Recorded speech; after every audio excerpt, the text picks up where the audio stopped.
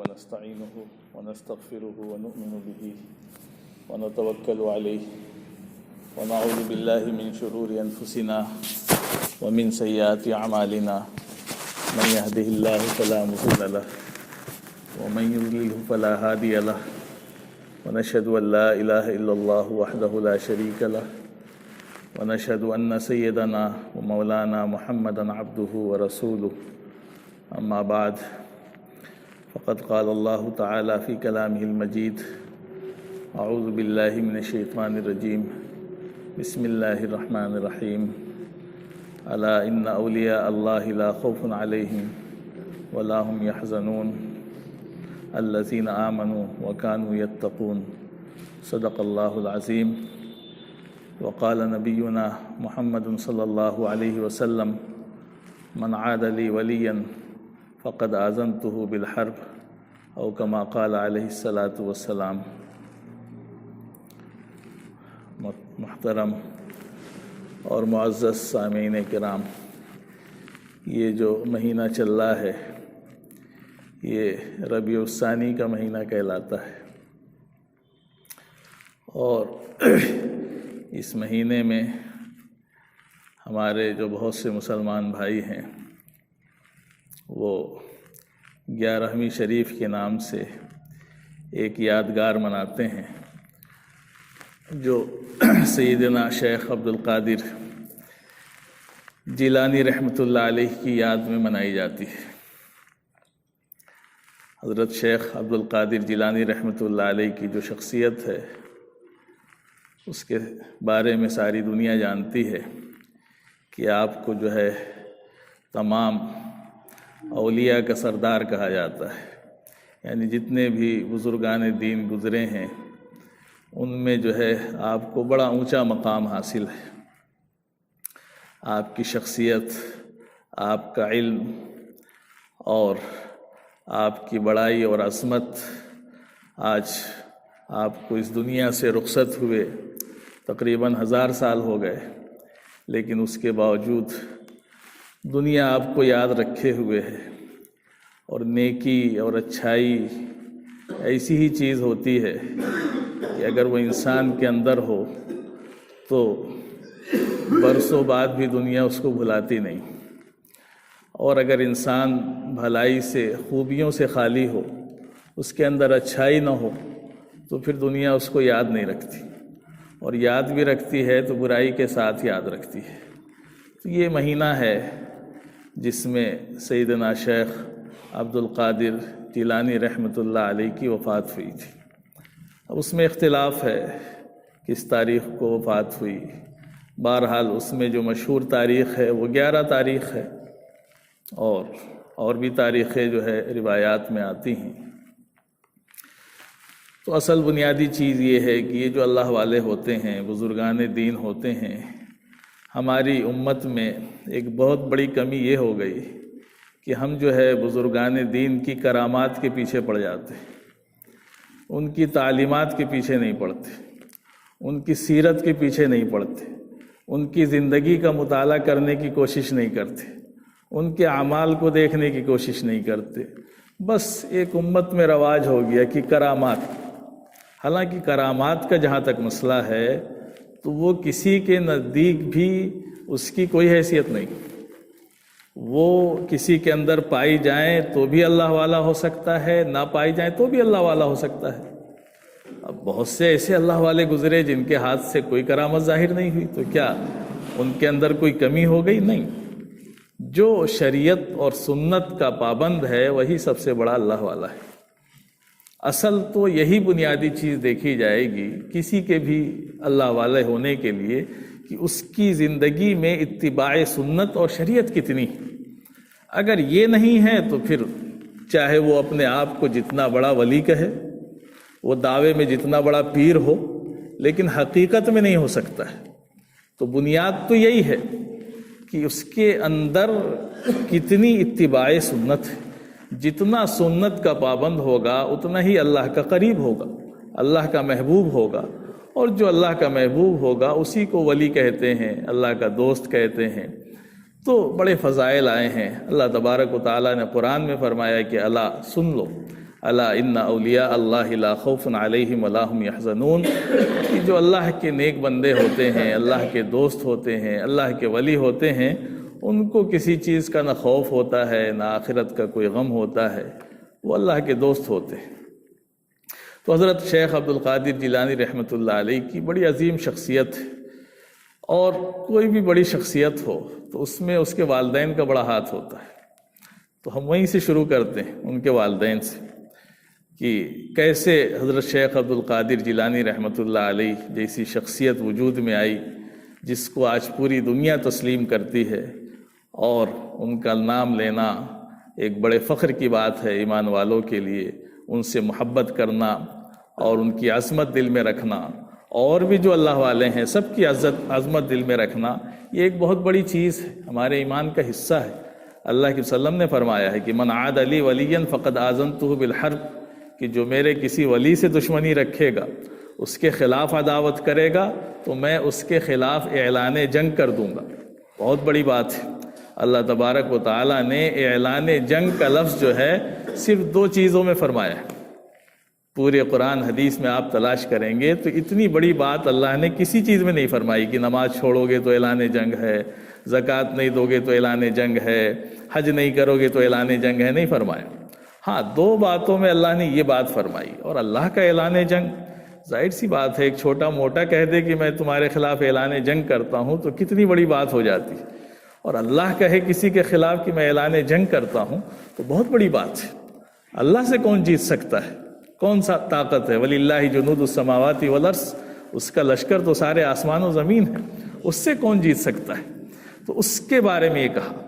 تو اسی لیے جو اللہ کے ولی ہوتے ہیں، اللہ کے دوست ہوتے ہیں، ان کے خلاف کسی کے دل میں عداوت، بغض، نفرت نہیں ہونی چاہیے، یا ہمارے زمانے میں کوئی اللہ والا ہو تو اس سے چھیڑ چھاڑ نہیں کرنی چاہیے، اور جو ایسا کرے گا وہ اللہ کی پکڑ سے بچ نہیں پائے گا۔ تو بہرحال فرمایا تھا کہ 2 چیزیں ہیں جس کے بارے میں اللہ نے اتنی بڑی بات فرمائی۔ ایک تو سود کے سلسلے میں اللہ نے فرمایا کہ فقد آذنتہ بالحق، قرآن میں فرمایا کہ سود والوں کے خلاف میری اعلان جنگ ہے۔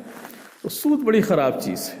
اور دوسری چیز فرمائی کہ جو میرے ولیوں کے خلاف جو ہے دشمنی رکھے، جو اللہ کے دوست ہیں، جو اللہ کے ولی ہیں، جو بزرگان دین ہیں، ان کے خلاف ہمارے دلوں میں نفرت ہو، اور یقیناً کسی ایمان والے کے دل میں نفرت نہیں ہوتی ہے، بس بہت سے لوگ ایسے ہیں جو بنا کے کسی کو پیش کر دیتے ہیں کہ یہ نہیں مانتے ہیں، ورنہ کوئی ایمان والا ایسا نہیں ہے جو اللہ والوں سے محبت نہ رکھتا ہو، جس کے دل میں اللہ والوں کی عظمت نہ ہو۔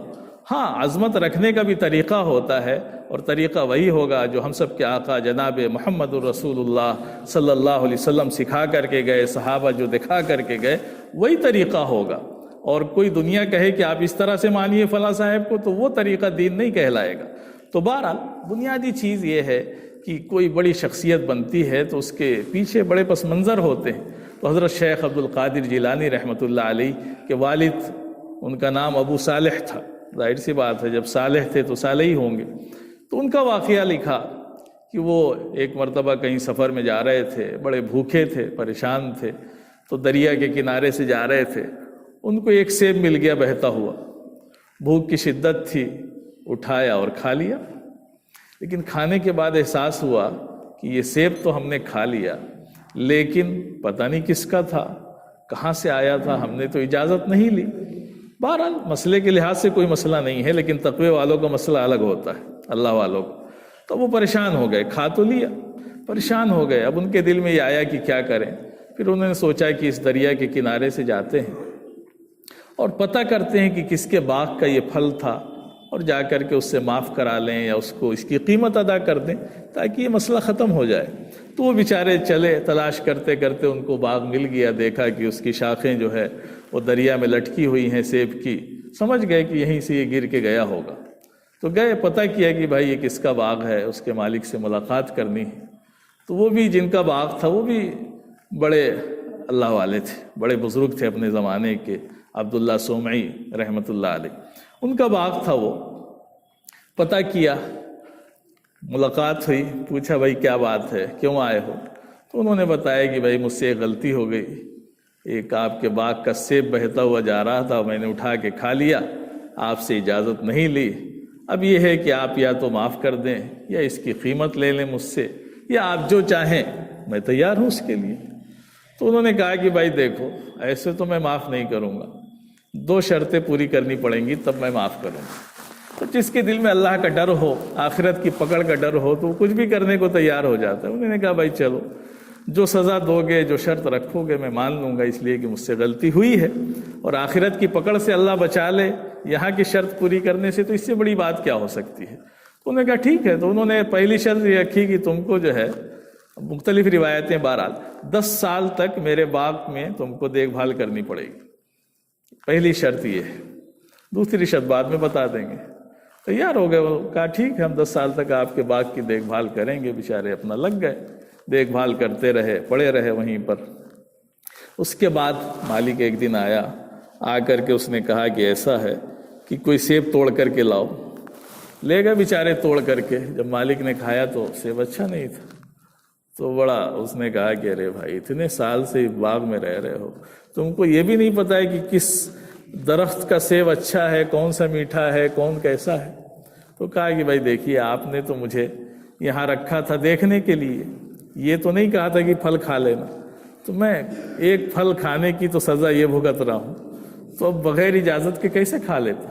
تو میں نے تو کبھی کوئی پھل کھایا نہیں، مجھے کیا پتا ہے کہ آپ کے باغ میں کون سا درخت ایسا ہے جس کے پھل میٹھے ہیں یا کھٹے ہیں یا پھیکے ہیں، مجھے کچھ نہیں پتا ہے۔ اور وہ اللہ والے تھے، ظاہر سی بات ہے، انہوں نے شرط جو رکھی تھی یا بلایا تھا، وہ ہیرا ہیرے کو پہچان لیتا ہے۔ تو انہوں نے ان کو کہا کہ ٹھیک ہے، کہا کہ اب دوسری شرط بھی میری ہے، بتا دیتا ہوں تم کو۔ کہا بتائیے دوسری شرط، میں تیار ہوں۔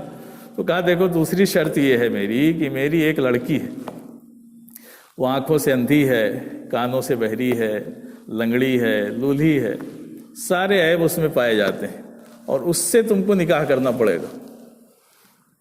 ظاہر سی بات ہے، انسان کی تو بڑی خواہش ہوتی ہے کہ اس کو اچھی خوبصورت نیک بیوی ملے، لیکن بہرحال ان سے ایک غلطی ہوئی تھی، ان کے دل میں ایک احساس تھا آخرت کے ڈر کا۔ کہا ٹھیک ہے میں اس پر بھی تیار ہوں۔ نکاح ہو گیا، اس کے بعد بتا دیا گیا کہ بھائی جائیے آپ کی جو ہے بیوی فلاں کمرے میں ہے۔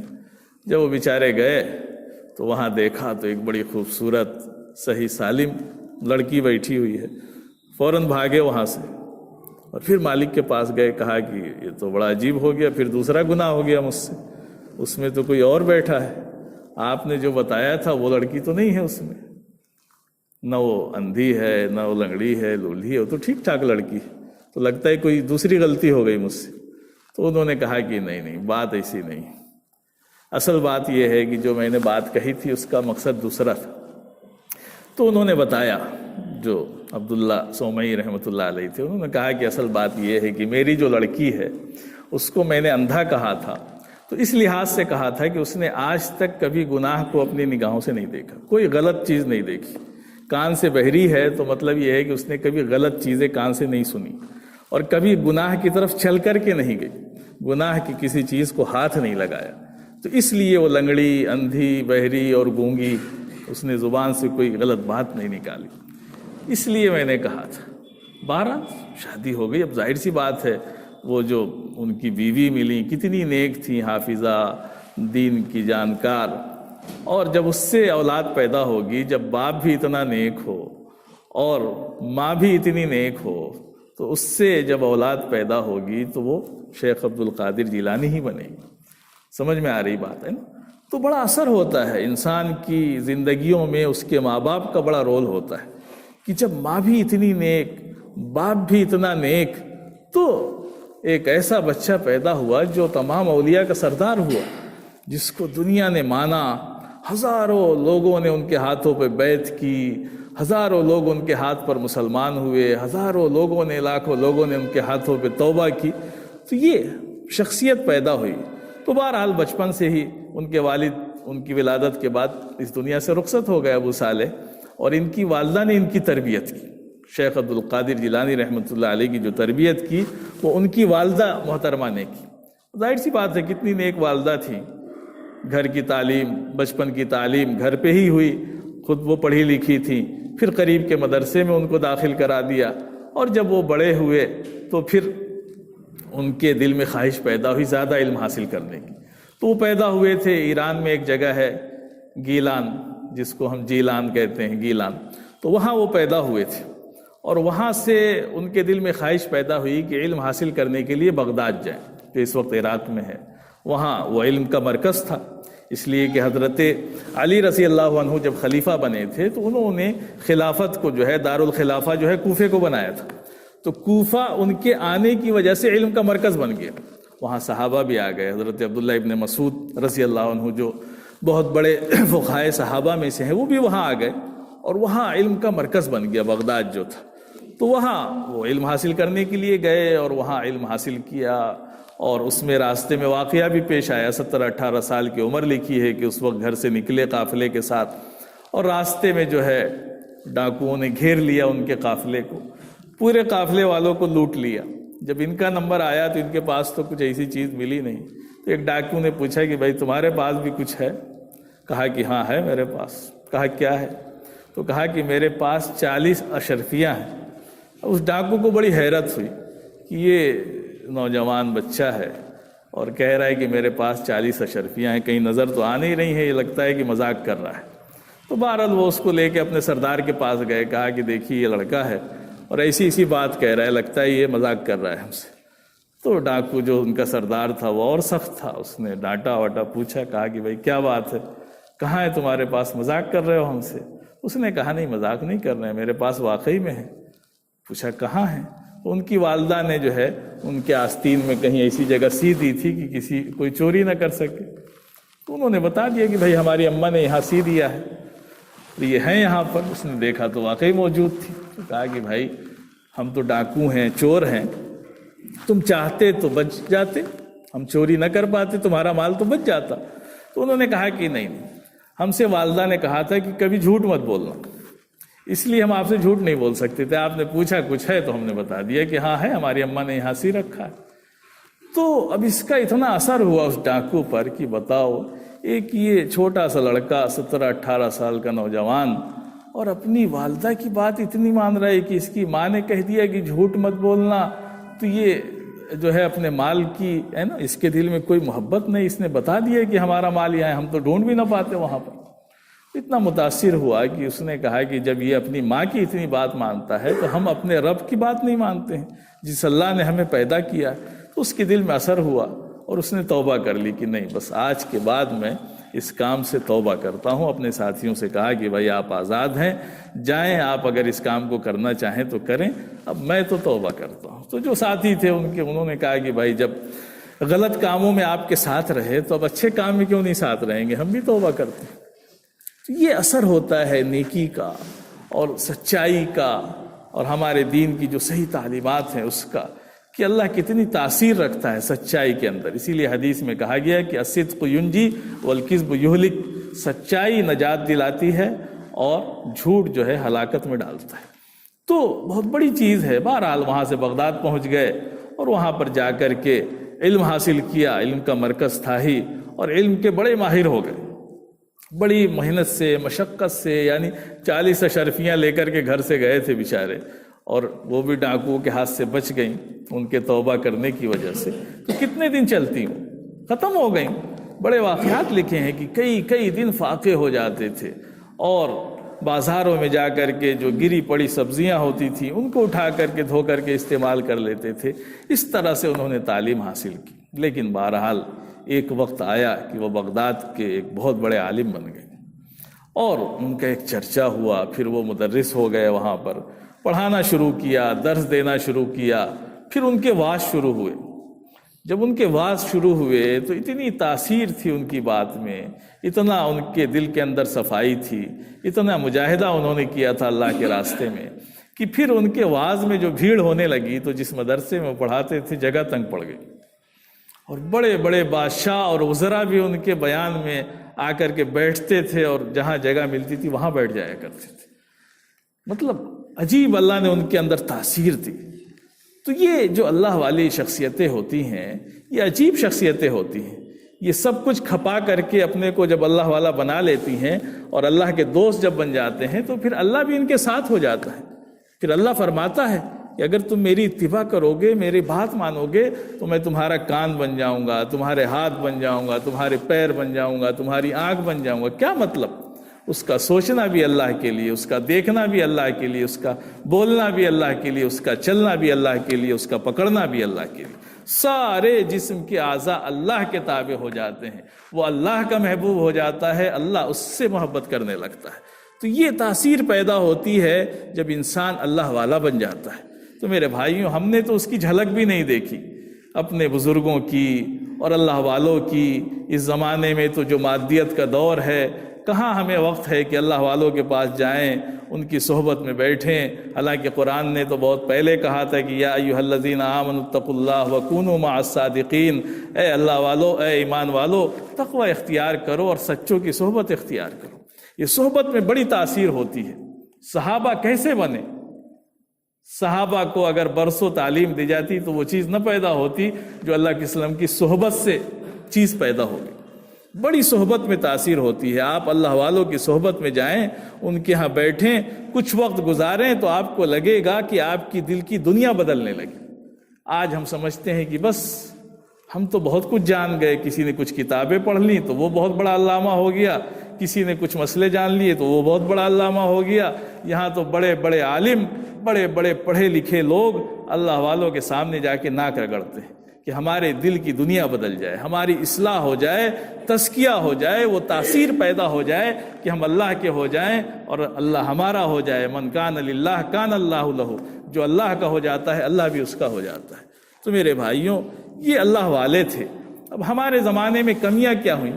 ان کے نام پہ ہم دعوتیں کھاتے ہیں، خوب دعوتیں چلتی ہیں شیخ عبد القادر جیلانی رحمۃ اللہ علیہ کے نام پہ، لیکن آپ تقریریں سنیں جو علماء بیان کرتے ہیں، کوئی ان کی صحیح سیرت جلدی نہیں بیان کرتا ہے۔ صرف کرامات بنا بنا کر کے، واہواہی لے کر کے، نعرے لگوا کر کے، دعوت کھا کر کے چلے جاتے ہیں۔ یہ اصل دین ہے؟ ارے بتاؤ نا کہ حضرت شیخ عبد القادر جیلانی رحمۃ اللہ علیہ کی باتیں کیا ہیں؟ وہ سب نوٹ ہیں، سب لکھی ہوئی ہیں۔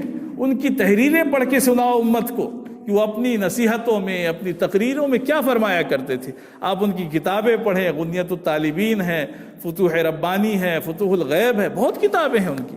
آپ ان کی کتابوں کو پڑھیں، جو علماء تقریر کرتے ہیں ان سے کہیں کہ بھائی لاؤ نا کوئی کتاب ان کی اور پڑھ کے ہمیں سناؤ کہ وہ کیا تعلیم دیتے تھے، کیا درس دیتے تھے، کیا ان کی واعظ و نصیحتیں ہوا کرتی تھی۔ اتنا زور تھا ان کا توحید پر کہ اس دنیا سے جاتے جاتے وہ کہہ کر کے گئے کہ دیکھو، اللہ کو ایک ماننا، شرک کرنا، اتباع سنت میں لگے رہنا۔ وہ ایسے اللہ والے تھے کہ وہ یہ کہتے تھے کہ بے نمازی اگر کوئی ہے تو اس کا دین میں کوئی حصہ ہی نہیں ہے، اس کو تو مسلمانوں کے قبرستان میں دفن مت کرو، لے جا کے یہود و نصارہ کے قبرستان میں دفن کر دو جو نماز نہیں پڑھتا ہے۔ اور یہ ان کی نام پہ دعوتیں کھانے والے، ان کے نام کے چرچا کرنے والے نمازیں دن بھر چھوڑتے ہیں، رات میں ان کے نام پہ تقریر کروا لیتے ہیں۔ کیا دین کا مذاق بنا دیا، تماشا بنا دیا۔ اتنے بڑے بڑے اللہ والے، اتنے بڑے بڑے بزرگان دین، ان کا نام لے کے ہم کیسے ان کی توہین کرتے ہیں۔ اگر یہ سامنے آ جائیں تو ہمارا کالر پکڑ لیں گے کہ کیا کر رہے ہو ہمارے نام پہ، تم ہمارے ماننے والے ہو، ہمیں بدنام کرتے ہو، تماشا کر دیا۔ نام لیتے ہو شیخ عبد القادر جیلانی کا، اور نام لیتے ہو تم خواجہ اجمیری کا، اور کام کرتے ہو پتہ نہیں کس کا۔ تو جس کا نام لیتے ہو اس کا کام بھی تو کرو بھائی، تب تو تم اس کے ماننے والے کہلاؤ گے، تب تو لگے گا کہ تمہیں اس سے محبت ہے، اس سے عقیدت ہے، اس سے لگاؤ ہے۔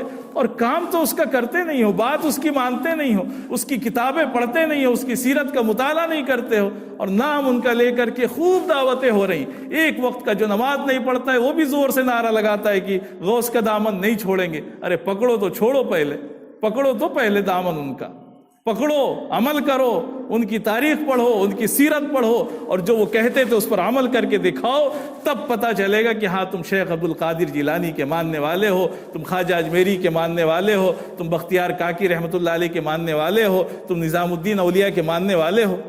سارے بزرگوں کا نام لے کر کے ہم کیا تماشے کرتے ہیں۔